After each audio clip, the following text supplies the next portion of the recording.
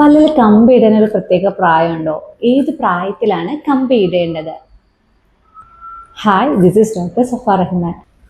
പല്ലിൽ കമ്പിയിടാനായിട്ട് അങ്ങനെ പ്രത്യേകിച്ചൊരു പ്രായമില്ല.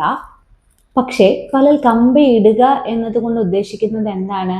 മുത്തൊട്ടിച്ച് നമ്മൾ ട്രീറ്റ്മെൻറ്റ് ചെയ്യുക. അപ്പം അങ്ങനെ ട്രീറ്റ്മെൻറ്റ് സ്റ്റാർട്ട് ചെയ്യണമെങ്കിൽ നമ്മുടെ പാൽപ്പല്ലുകളെല്ലാം പോയി കുട്ടിക്ക് പെർമനൻറ്റ് ടീത്ത് എല്ലാം വരുന്നതിന് ശേഷമാണ് നമ്മൾ കമ്പിയിടുന്നത് സ്റ്റാർട്ട് ചെയ്യുന്നത്. അത് നമ്മൾ ആദ്യം ചെയ്യേണ്ടത് 7 വയസ്സാകുമ്പോൾ കുട്ടി ഒരു ഡെൻറ്റിസ്റ്റിനെ കാണിക്കുക.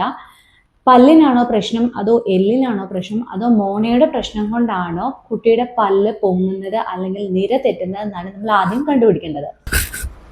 എല്ലിൻ്റെ വളർച്ച കൂടുതലോ വളർച്ച കുറവോ അല്ലെങ്കിൽ എല്ലിൻ്റെ വികസന കുറവോ ഒക്കെ ആണെങ്കിൽ കുട്ടിക്ക് ട്രീറ്റ്മെൻറ്റ് ചെയ്യാൻ പറ്റിയ ബെസ്റ്റ് ടൈം എന്ന് പറയുന്നത് അവരുടെ വളർച്ചയുടെ ഘട്ടത്തിലാണ്, അതായത് ഈ 7 വയസ്സിന് ശേഷമുള്ള സമയത്ത്.